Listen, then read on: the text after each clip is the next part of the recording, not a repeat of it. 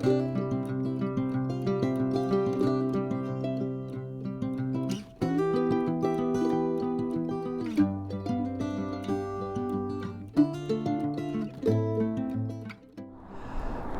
it's a beautiful sunny day this morning out in Bitton Park, and I'm on for a little walk today because I'm going to take you way back where it all began, 36 years ago.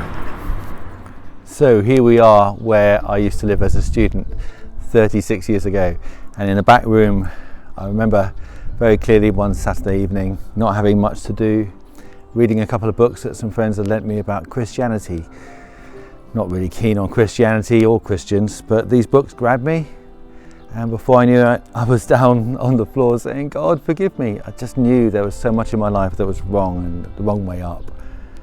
And in the gloom, in that peaceful moment, I found myself feeling there was someone else in the room. That's all I can say. Someone who was warm, loving, accepting, unconditionally. And I just burst into tears. I just didn't know what happened, whether I'd met God or not. But the thing was, I knew my life was going to change forever. So I'm really going back in time now. This is really quite nostalgic for me. This is the place where my friend Andy used to live. Andy was a Christian. He invited me in to have a dinner with him. It was because of a book that he lent me that actually I had that experience I just mentioned. And he was such a kind guy. He's still a good friend of mine. Anyway, wow, it's wonderful to think about how much happened here. Tremendous. Anyway, Andy and his wife Janet belonged to a little group of Christians, and very early on after that experience we used to go out on the streets carol singing because it was coming up to Christmas, and that's where I want to take you now. And I've got to tell you, it was so exciting singing those carols. I don't know about you, I've sung them year in, year out for many years, but for the first time, they all meant something. What I was singing was absolutely true. I can't believe how full of joy I was at that point in my life. It was like I was seeing colour for the first time when previously everything had been black and white. It was so clear what my life was all about. It was all about loving others. It was all about loving God and knowing that I'm loved by Him. It was tremendous. What a privilege it is now to go back in time, as it were, and to relive those moments. Just going from door to door carol singing. What an amazing experience.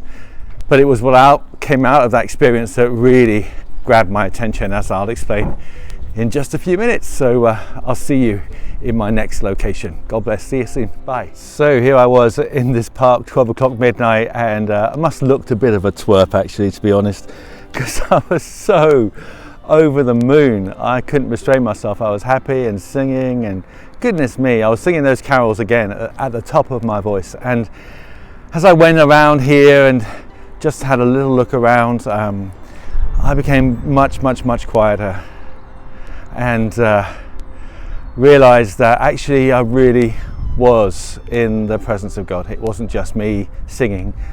It was actually an experience, an encounter with someone else as well. Someone so incredible, so beautiful. And I felt moved just at that point to literally fall down on my knees just here on this ground and say to God, I said, you know, you love me so much. I just want to do anything you want now. The rest of my life, whatever it is, just tell me what it is, and I'll do it. No problem. Quite a radical step actually.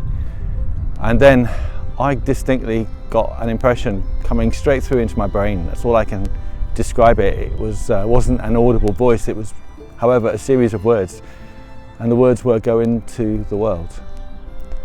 Go into all the world."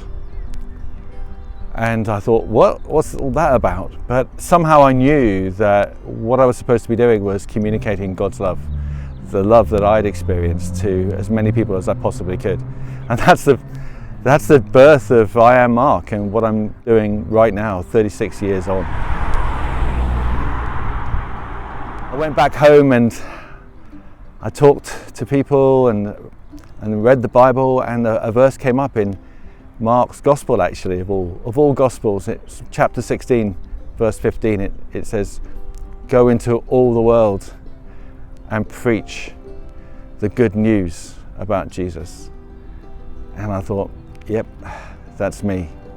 And I was set. Truly, I was ready.